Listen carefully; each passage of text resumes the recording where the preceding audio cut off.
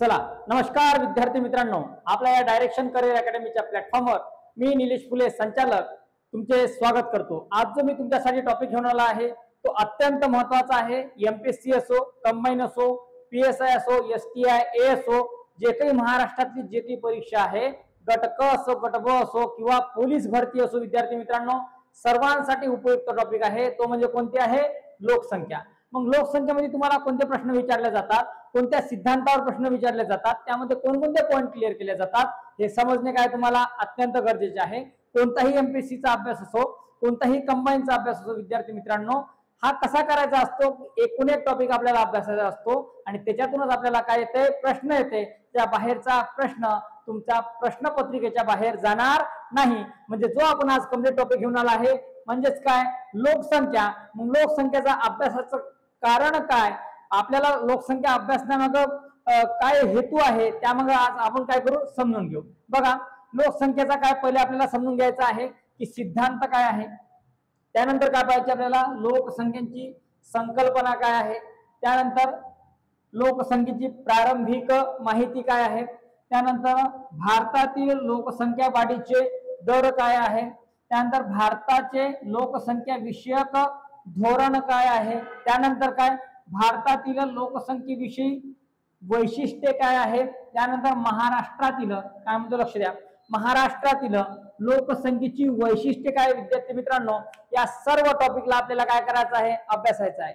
तर बघा विद्यार्थी मित्रांनो, जे जनगणना असते म्हणजे लोकांची मोजमापणी असते, ते दर किती वर्षांनी होते विद्यार्थी मित्रांनो, दर 10 वर्षांनी होते।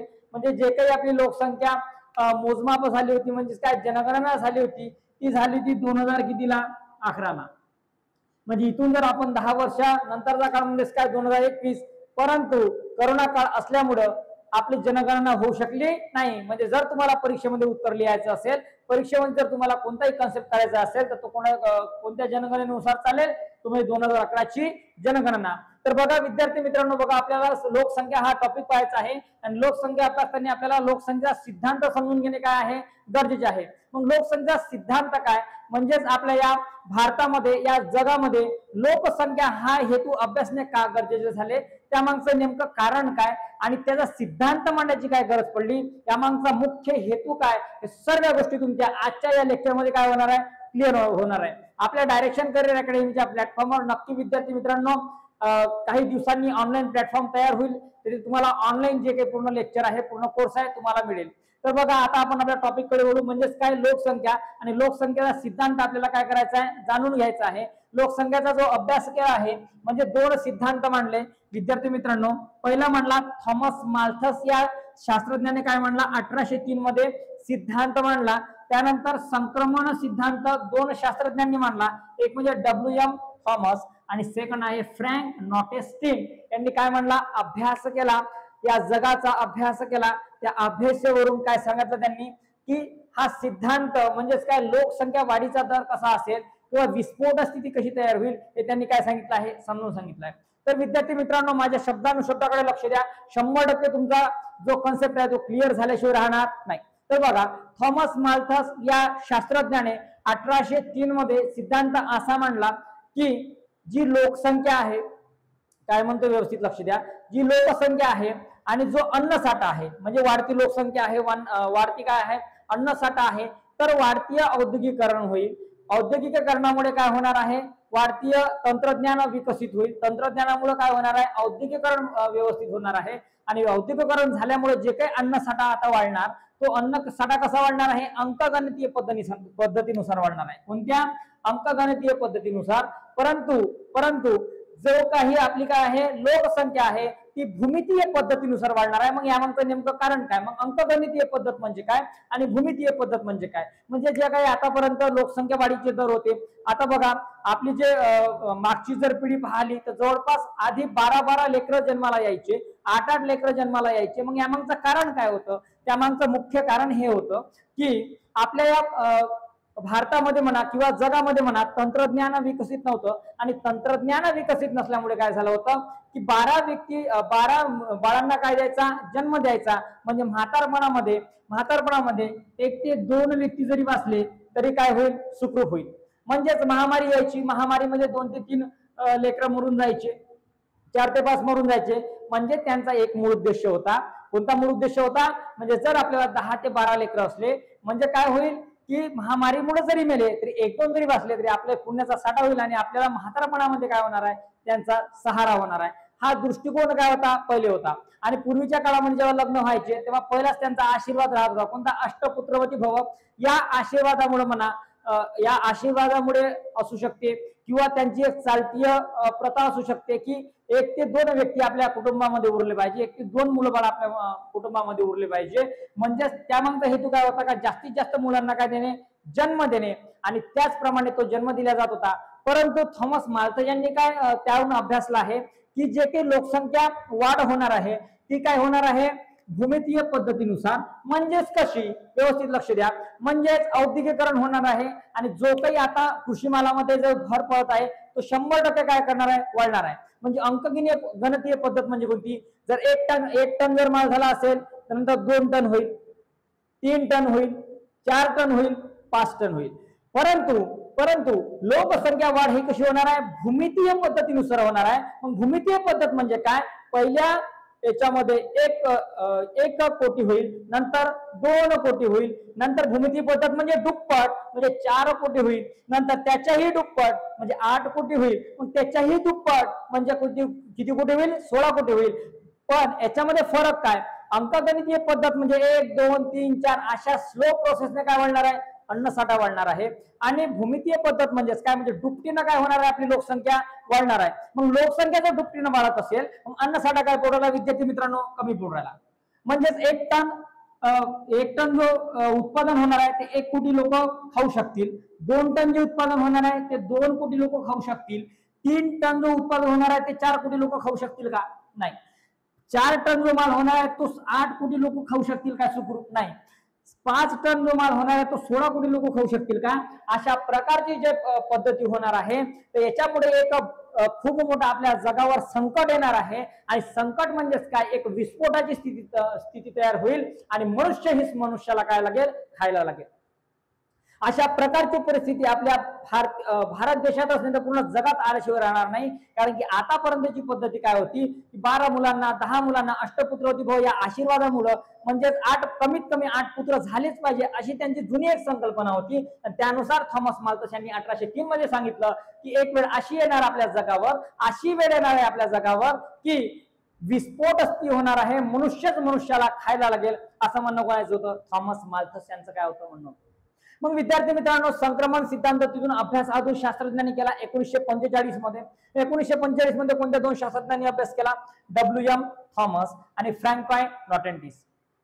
आता WM थॉमस आणि फ्रँक नॉटेन्स्टीन काय अभ्यास केला, त्यांनी 1945 मध्ये काय त्यांना असं आढळलं का त्यांना या संक्रमण सिद्धांतामध्ये जो थॉमस माल्थस यांनी म्हणला ते कुठेतरी त्यांना खोटेपणा आढळली. खोटेपणा म्हणजे त्यांचा तेवढा विचार करण्याची काय नसेल, क्षमता नसेल किंवा त्यांनी त्यांच्या विचारानुसार मांडले असेल. पण 1945 मध्ये, व्यवस्थित लक्ष द्या, 1945 मध्ये त्यांनी काय असं जाणवलं की त्यांना दुसरा सिद्धांत मांडण्यासाठी काय पडलं, भाग पडला.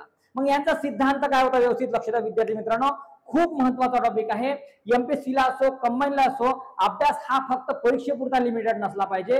अभ्यास हा तुमचा पूर्ण आयुष्याचा एक ठेवा आहे जो तुम्ही पुढच्या पिढीला काय करणार आहे, प्रदान करणार आहे. तर व्यवस्थित लक्ष द्या, लोकसंख्या वाढीचा दर म्हणजे संक्रमण सिद्धांत WM थॉमस आणि फ्रँक नॉटेन्स्टीन यांनी मांडलेला आहे. मग हे शास्त्रज्ञ काय म्हणतात बघा की ज्याप्रमाणे, व्यवस्थित लक्ष द्या, की ज्याप्रमाणे या पृथ्वी तलावर काय होणार आहे, लोकसंख्या वाढ होणार आहे. लोकसंख्या जरी वाढ होणार असेल परंतु आपल्या या मानवांमध्ये एक तंत्रज्ञान विकसित होणार आहे, लोक सुशिक्षित होणार आहे, प्रत्येक लोक शिक्षण घेणार आहे. म्हणजे त्यामुळे प्रत्येक व्यक्ती काय राहणार आहे, सुशिक्षित राहणार आहे. त्या सुशिक्षिततेमुळे आणि त्यानंतर तंत्रज्ञानाच्या विकसनशीलतेमुळे ही लोकसंख्या दर काय होणार आहे, कमी होणार आहे. असं म्हणणं कोणाचं होतं, WM थॉमस आणि फ्रँक नॉटेन्स्टीन. यांनी 5 टप्पे सांगितले. किती टप्पे सांगितले विद्यार्थी मित्रांनो, 5 टप्पे सांगितले की आपली जी लोकसंख्या आहे ती कशाप्रमाणे काय होणार आहे, कंट्रोल होणार आहे. मग त्यांनी सांगितला पहिला विकासाचा टप्पा म्हणजे कृषी विकास सांगितला.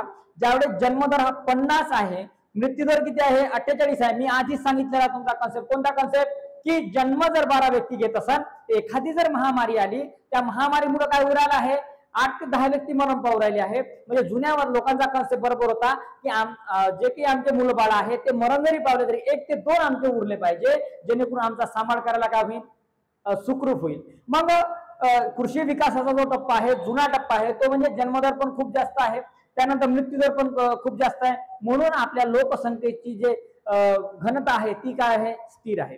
त्यानंतरचा टप्पा म्हणजे कृषी औद्योगिक विकास. व्यवस्थित लक्ष द्या.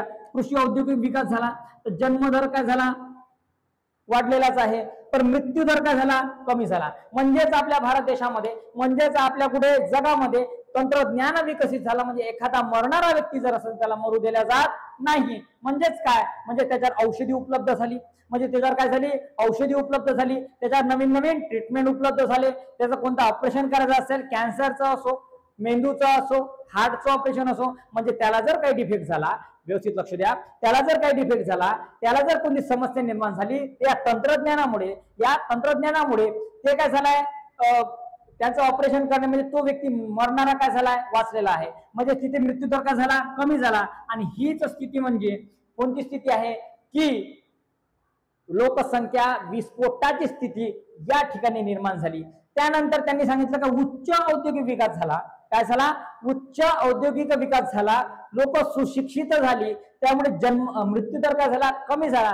त्यामुळे जे लोकांची प्रजनन 12 व्यक्ती जन्माला घालायचे, बाळ जन्माला घालायचे, तिथे काय झाले, ते कमी झाले. म्हणजे आतापर्यंत कसं चालायचं, वारसा हक्काने जमीन यायची. म्हणजे आजोबापाशी 100 एकर जमीन होती, त्याच्या मुलापाशी 50 एकर झाली, त्याला 2 मुलं होती. त्यानंतर वडिलाला 4 मुले झाली, त्यानंतर त्यांच्या जमिनीमध्ये काय झाली, वाटणी झाली. अशा करता करता एका वर्षी काय आलं, 1 एकर शेत आलं. आता जर असं तर आता गुंठेमध्ये एकर येईल. म्हणजेच अशा प्रकारची काय झाली, व्यवस्था झाली की पहिले 100 एकर जमीन होती, त्याच कोणत्या व्यक्तीकडे, त्याला मुलं बाळ झाली, 2 झाली, 50 झाली, त्याला 2 मुले झाले, त्याच्यामध्ये किती 25 एकर पडली, त्याला 2-3 मुले झाले. म्हणजे अशा प्रकारची डिवाइड होत होत एक शेती आपल्याला काय झाली, कमी कमी होत झालेली आहे. तर अशामध्ये काय झालं की उच्च स्थिती निर्माण झाली, कशाची, औद्योगिकेची. मग त्यांना समजलं की आता आपले मुलं बाळ मरू शकत नाही, कारण तंत्रज्ञान विकसित झालं आहे. आणि हम दो हमारे दो किंवा हम दो हमारा एक, म्हणजे हीच संपत्ती आपला जो वारस आहे, म्हणजे जो आपला मुलगा आहे, तो व्यवस्थितपणे त्याचा उपयोग करून त्याचा पोटाचा सांभाळ तो करू शकला पाहिजे. म्हणून आता औद्योगिक स्थिती म्हणजे काय, तंत्रज्ञानाचा विकसनशीलता म्हणजे काय, म्हणजे जे काही काय आहे, लोक आहे त्यांच्यामध्ये जे सुशिक्षितपणा आली, ते सुशिक्षितपणा म्हणजे काय, आमच्या मुलं बाळाला व्यवस्थित एक जरी असला तर त्याला त्याचा काय झाला पाहिजे, सांभाळ झाला पाहिजे, अशी त्यांची काय बनली, मानसिकता बनली. त्याच्यामुळे मृत्यूदर पण कमी झाला आणि जन्मदर पण काय झाला, कमी झाला. इथे आपली लोकसंख्येची स्थिती काय झाली, विद्यार्थी मित्रांनो, कंट्रोल झालेली आहे. त्यानंतरचा टप्पा म्हणजे पूर्ण विकासाचा टप्पा. काय म्हणतो, व्यवस्थित लक्ष द्या. पूर्ण विकासाचा टप्पा, जन्मदर पण काय झाला, कमी झाला. म्हणजे हम दो हमारा एक ही स्थिती निर्माण झाली, कारण लोक काय झाले, सुशिक्षित झाले. म्हणजे त्यांना समजायला आलं की 12 व्यक्ती जर आपण जन्माला घातले किंवा 4-4, 3-3 मुलं बाळ जर आपण जन्माला घातले, तर त्यांनी आपण गेल्यानंतर त्यांनी पोटाचा सांभाळ कसा करायचा, तेवढी शेती आपल्याकडे नाही, तेवढ्या प्रकारचं उत्पादन किंवा तेवढ्या प्रमाणात प्रॉपर्टी आपल्याकडे नाही. मग अशा वेळेस त्यांनी कशा प्रकारे त्यांचा सांभाळ करायचा, म्हणून त्यांना सुशिक्षितपणा म्हटलं जाईल की त्यांनी फक्त आपल्याला 1 किंवा 2 बाळ असावं, त्याच्यावरतं बाळ नसावं. म्हणजेच काय झालं, पूर्ण विकासाची अवस्था, तिथे लोक काय झाले, समजूतदार झाले आणि तिथेच काय झाली, आपली लोकसंख्या कंट्रोल झाली. त्यानंतर सांगितली सर्वोच्च विकासाची अवस्था. म्हणजे इथे अजून पण सर्वोच्च विकासाची, म्हणजे आता हम दो हमारे दो, आता फक्त हम दो हमारा एक ही संकल्पना चालेल. म्हणजेच काय, जन्मदर पण काय झाला, कमी झाला, मृत्यूदर पण काय झाला, कमी झाला. म्हणजे रिव्हर्स मध्ये प्रोसेस चालली. म्हणजे आता मृत्यू जास्त होईल आणि जन्म कमी घेईल, अशा प्रकारची स्थिती आपल्या या जगामध्ये निर्माण झालेली आहे. म्हणजे अशा प्रकारची लोकसंख्या काय होणार आहे, कंट्रोल होणार आहे. अशा प्रकारचे सिद्धांत मांडलेले आहे. आपला त्याला आपण काय म्हणतो, संक्रमण सिद्धांत म्हणतो. WM थॉमस या शास्त्रज्ञांनी सांगितलं आहे आणि फ्रँक नॉटेन्स्टीन या शास्त्रज्ञांनी सुद्धा सांगितलेलं आहे. विद्यार्थी मित्रांनो, नक्कीच तुमचा या ठिकाणी जो काही कन्सेप्ट आहे, म्हणजेच काय, आपल्या लोकसंख्यांचा काय सिद्धांत, म्हणजे जो थॉमस माल्थस यांनी म्हणला, WM थॉमस यांनी म्हणला आणि काय फ्रँक नॉटेन्स्टीन या शास्त्रज्ञांनी म्हणला, नक्कीच तुमचा काय झाला असेल, क्लिअर झाला असेल. अशाच प्रकारचे तुम्हाला टॉपिक अभ्यासाचे असतात, जेणेकरून MPSC असो, कंबाईन असो, PSI असो, कोणती घटकाची परीक्षा असो, तुमच्यापासून 1 मार्क सुद्धा जाऊ शकत नाही, कारण अभ्यास कशामध्ये लागेल, डिटेलमध्ये लागेल. पोलीस भरतीला साधा प्रश्न विचारेल की संक्रमण सिद्धांत काय म्हणतो, लक्ष द्या, संक्रमण सिद्धांतचे टप्पे किती आहेत, मग 5 टप्पे. म्हणजे अशा प्रकारचे बारीक सारीक क्वेश्चन आहे की त्यांनी संक्रमण सिद्धांत कोणी मांडला, 1803 मध्ये थॉमस माल्थस यांनी काय म्हटलं गेलं, किंवा 1803 मध्ये लोकसंख्येचा सिद्धांत कोणी मांडला, थॉमस माल्थस यांनी मांडला, किंवा थॉमस माल्थस यांनी कोणत्या साली त्यांचा सिद्धांत मांडला, म्हणजे कोणती 1803 मध्ये त्यांनी काय मांडला, त्यांचा जो काही संकल्पना आहे त्यांचा हेतू त्यांनी तिथं काय केला, क्लिअर केला. म्हणजे अशा प्रकारचं जे काही लोकसंख्या आहे, नक्कीच तुम्हाला इथे तुमचा काय झाला असेल, कन्सेप्ट क्लिअर झाला असेल. विद्यार्थी मित्रांनो, आपल्या या डायरेक्शन करिअर अकॅडमी मध्ये लाईव्ह क्लास म्हणजेच काय ऑफलाईन क्लासेस चालत असतात, जेणेकरून विद्यार्थ्याचे पूर्णच्या पूर्ण डाऊट क्लिअर होते. आणि आपल्या इथे खूप डिटेलमध्ये जीएसचा क्लास होत असतो, जेणेकरून तुम्हाला पोलीस भरतीच नाही तर PSI असो, MPSCच्या लेवलची परीक्षा सुद्धा देऊ शकता तुम्ही. अशा प्रकारचं डिटेलमध्ये तुम्हाला काय शिकवलं जाते, जीएस शिकवले जाते. नक्की आपल्या अकॅडमीला भेट द्या, कमीत कमी फीज मध्ये तुमची ऍडमिशन कन्फर्म करा आणि तुमच्या स्वप्न पूर्तीला काय द्या, एक पंख द्या. धन्यवाद.